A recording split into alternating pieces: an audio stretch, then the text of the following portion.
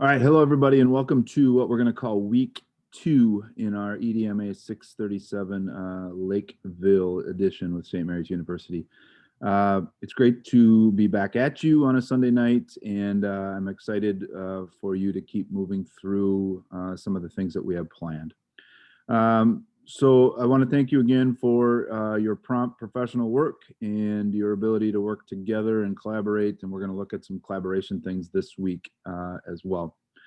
Just to the what would be just to the side of this video on this slide is a link. So if you actually click on it, it's a link. And the link is about comes from a blog by George Couros. And I refer to George Couros in our video session that we did as what I would call a pioneer of innovation related to technology and education.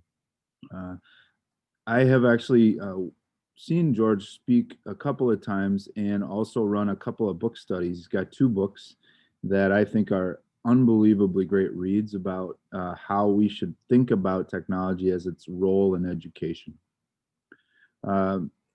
The one thing that the blog post, and if you go ahead and click on it, it'll take you right to his website. But if you read through it a little bit, one of the things it talks about is the difference between entertainment and learning when it comes to how we go about delivering materials and using technology as a benefit to our education.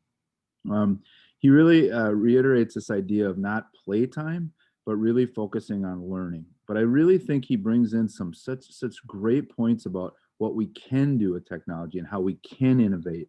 And I want you to put that in your brain, if you could, to really think about how that works. When you click on this link, if it's the first time you've ever been to his website, immediately this drop-down menu is going to come out pretty quickly saying, do you want to sign up to hear more? I would honestly, if you have any interest in technology innovation and education long-term, I would encourage you to put your email in there. You'll get 1 to 2 emails a week. They are not imposing. They're not selling anything. They're not doing anything more than just a 3 to 5 minute read, and they're great. They're about technology, about classroom, about innovation, about thinking, a lot of different things. And I just think they're really, really powerful. And if you follow, if you get on Twitter, if you follow this guy, George Couros, on Twitter, you will see some of the same benefits. So something to consider after you read the article. So tasks this week. Number 1, we're going to talk about technology and assessment. Okay, now this isn't an assessment, but how do you assess students using technology? Okay, do you use formative assessments? Do you use summative assessments? And how does technology play into levels of what grade level you're working with? Because obviously it's way different than it is for somebody teaching 11th grade than it might be for somebody teaching pre-K.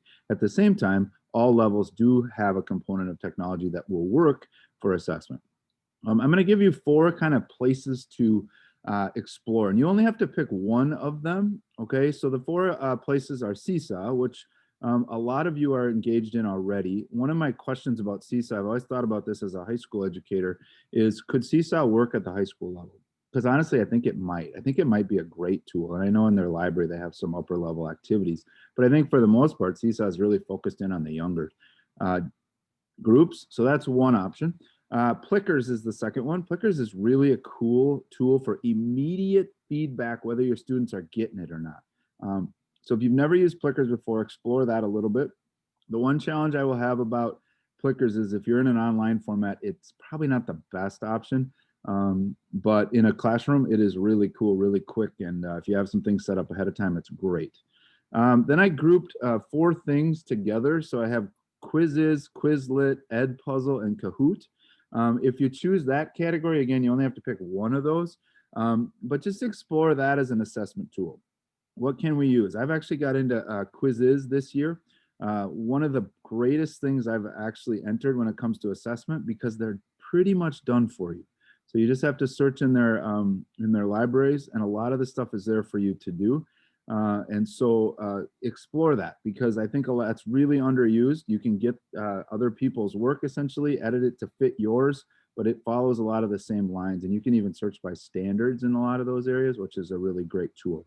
The last one is Google Forms, which is obviously pretty popular. Now, the key to this process, and again, you're just going to share a couple of screenshots of your work around assessment, but one of the things that I want you guys to do is really think about, if you know something well, maybe pick a different one, pick something else and see how that fits in your level.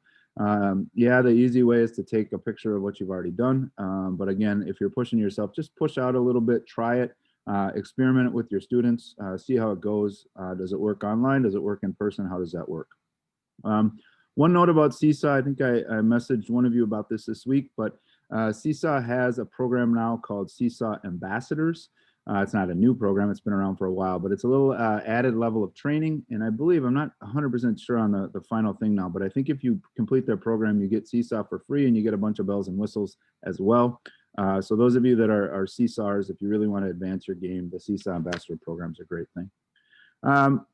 We're going to look at personal or school-based websites this week. This is not an assignment at this point. It's just something I want you to think about, okay? And you're going to start to build, okay? So you're going to start to build this website. It's not a final thing, but it is one of our assessments. Now, does it have to be a class website? Could it be an assignment website? We could play around with either of those things, but those are things to consider, all right? A couple things I want you to process regarding websites. One of them is, what is the parent interaction you want to get out of it? Because to me, the website is about educating the kid, but it's really also about allowing parents to support that learning, which I think is really important. It's a great tool for remedial postings, meaning if a kid needs to review something, it's a really, really, really important tool for that. Probably the biggest challenge, the biggest negative, the biggest fear a lot of people have is you have to be able to update it. Well, with new Google Sites, which most of us are connected to Google in some way, Google Sites is the easiest update possible. And I have learned this. I really started playing with it last spring as a live teaching tool. And it's been a great thing for me to have all my resources in one place. And I'll put my website in. It's not perfect, but it's something that I build on every single day. And I just pull my resources from class that day and drop them in where I'm teaching. You know, I'm sure some of you might say, is there really a benefit to this? Here's the way I look at it. If 3 people go to it, there's a benefit. Okay. So as you think about, our role here and how do we make it efficient? How do we make that work? It's definitely doable to say, let's give this a try. Okay. And if you don't want to make a class website, and some of you are, I don't know what your school rules are on this, maybe you make an assignment website. Try that a little bit. Okay. Like I said, I think they're really easy to update at this point, and I would encourage you to give it a go. Okay, so the assignment this week is just to kind of try to build a basic. This is Mr. Jensen's website. Okay, this is Miss Merchant's website. Okay, so it doesn't have to be a lot, and there's a screen that just tells you what to put just to try it. Okay, and use the new Google Sites when you're doing it. All right, I'm going to put SAMR in front of you again. Nothing to do with it, just to keep in your brain. I like to keep this in for about 3-4 weeks so that you have it in your head all the time. Okay. All right. So here's assessment 2. You ready? Assessment 2 is about digital citizenships. It's about cyber safety. It's about internet responsibility. Okay. This is not about one classroom. So the work that you're going to be doing is going to be more system based. Okay. So what I'm trying to do is I want you to think about grade levels. I then want you to think about grade bands. So maybe you take, we put together K1, 2, and how do we blend that together? But the most important thing here is that your school as a system has consistency. Okay. It's interesting when we rolled out Chromebooks in where I teach in St. James, we rolled them out and we did no training on students' responsibility. And it was like, it fell on like the library teacher or something like that, or the media teacher. And she didn't have all the students.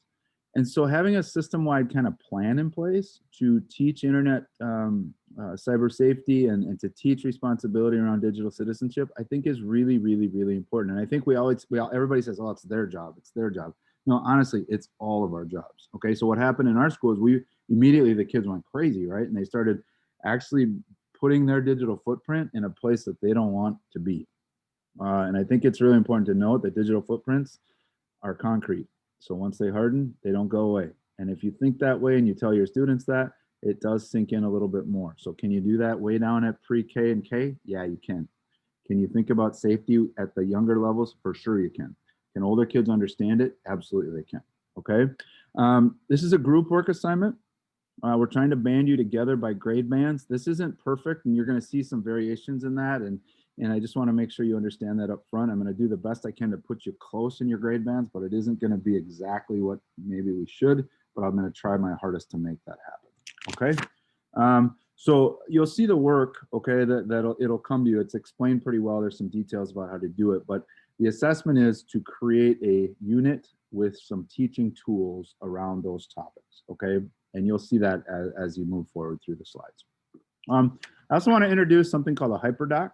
HyperDoc is something that, again, we're not going to do this as an assignment, but I want you to start thinking about what this could be, okay? There's some pushback from people sometimes about HyperDocs that they don't really fit all levels. I'm going to challenge that because every group that I've worked with on this, once they get into it, at first they're like cautious, but once they get into it, they realize that this has huge benefits, okay? These can be created using Google Docs. They can be created using Google Slides. And there's actually, you could kind of create them using a website as well if you wanted to. But I just want to introduce it to you now. This is part of assessment 6, and it kind of fits some different kind of canned learning, essentially learning that you can give kids, and then you can step away. All the teaching is built into the HyperDoc, and you can step away and you can really support students in their learning as they go. It gives you a lot of freedom, okay? So again, that's just an introductory piece, something to think about for the future, but keep it in your brain. I want to thank Danielle and Michelle for their weekly technology spotlights this week. And I also want to highlight, first of all, great work. And then I want to highlight the commenting, okay? So the commenting in an online class like this, it has to be. It's weird kind of, but it's kind of like maybe the old school telephone tag, or you say something and then it gets moved and we twist it and we move it and we talk about it, we go back and forth. The thing I really love about the feedback is when people comment on other people's comments. Okay, so if you have the ability to go in and do that, that is really, really cool. Okay, this week we have Richard and Amanda. Richard and Amanda are going to share by Wednesday. I will put their work in the same document that Danielle and Michelle's were, and we'll do the same kind of system review and comment by Sunday. And again, I want to just thank you for that process. Like I said, in an online, you know, it's a little bit odd. It's a little bit challenging. I think one of the things that we're going to kind of come out of this with is this idea about how important collaboration is. And so you're going to see this, and I know you guys have been doing this. You kind of understand this with Google and sharing and all those things. I believe it was Crystal that shared last week about folders that they can use within Google Drive that are team folders. This kind of stuff is powerful. And if you take a few things out of this week, it's the ability to really collaborate, work together, try to find ways to use each other's work in a positive way. I'm going to switch the office hours up this week. So let's go Wednesday night. I'm going to open it from 7:30 to 9. I think there's a little bit more stuff in here. You might have a few more questions this week. So let's go 7:30 to 9 on Wednesday. And again, if that doesn't work, give me a call, shoot me an email. Let's set up another time. I'd be happy to do that. Okay. Just a couple last points tonight. First of all, how are you doing? I think current state of who we are as a person right now is so challenged. Education is so challenged right now. You know, the vaccine's rolling out. Do we want the vaccine? Are we going back to school? Are we safe? All those things are got to be weighing on you. Okay. I think last year it all weighed on students. This year, I really believe it's weighing on teachers a little bit too. And so just take care of yourself. All right. And if for some reason things are getting in the way of you finishing this work, please reach out to me. Please reach out. We'll set up a different way to make it happen. But take care of you. Take care of your family. You know, be able to breathe a little bit and just move things around. I know how busy this is going to get. Okay. I've got students coming in this coming week and for the first time in 2 months. And so I'm a little fearful of how that's all going to play out. Okay. Again, I appreciate your work. I appreciate your professionalism. You're going to hear that word professionalism from me a lot. But I can't tell you enough how much I appreciate what you guys are doing and how we go about, you know, doing it in the right way. So thank you so much for everything, and have a great week. And if you can't figure out, I'm like a huge Prince fan, so I thought maybe I should share that with you too. Minnesota music. Have a great week, everybody.